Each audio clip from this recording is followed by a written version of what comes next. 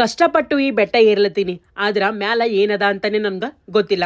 Hi ಎಲ್ರಿಗೂ ನಮಸ್ತೆ. ನಾ ಇವತ್ತು ಯಾವ ಊರಿಗೆ ಬಂದೀನಿ ಅಂತ ಹೇಳಿದ್ರೆ ಗಿರಿನಗರ ಒಳಗಿರಂತ ಯಾದಗಿರಿ ಒಳಗೆ ಒಂದು ಬೆಟ್ಟ ಅದ. ಆ ಬೆಟ್ಟದ ಒಳಗಿರಂತ ಒಂದು ದೇವಿ ದೇವಸ್ಥಾನಕ್ಕೆ ನಾನು ಬಂದಿದ್ದ. ಬೆಟ್ಟ ಹತ್ತ ತನಕನೂ ನನಗೆ ಗೊತ್ತಾಗಿಲ್ಲ ಇಲ್ಲಿ ಯಾವ ದೇವಿ ದೇವಸ್ಥಾನ ಅದ ಅಂತೇಳಿ.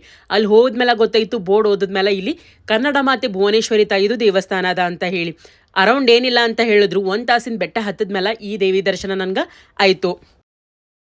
ಗುಡ್ಡ ನೋಡ್ರಿ ಹೆಂಗದ, ಅದ್ರೊಳಗೆ ಭುವನೇಶ್ವರಿ ದೇವಿ ಗುಡಿ ಅದ. ಜೈ ಭುವನೇಶ್ವರಿ.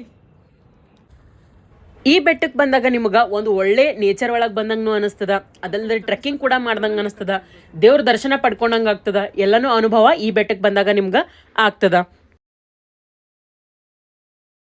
ಗುಡ್ಡ ಏರಿ ಬಂದೀವಿ ಇಷ್ಟಲ್ಲ, ಬಟ್ ಇಲ್ಲಿ ಕೀಲಿ ಹಾಕ್ಯಾರ ಕಾಣಲಾಗ್ಯದ. ಸ್ವಲ್ಪ ಈ ತೂತದ ಬೆಳಗ್ಗೆ ದೇವಿ ಮೂರ್ತಿ ಕಾಣಿಸ್ತದ.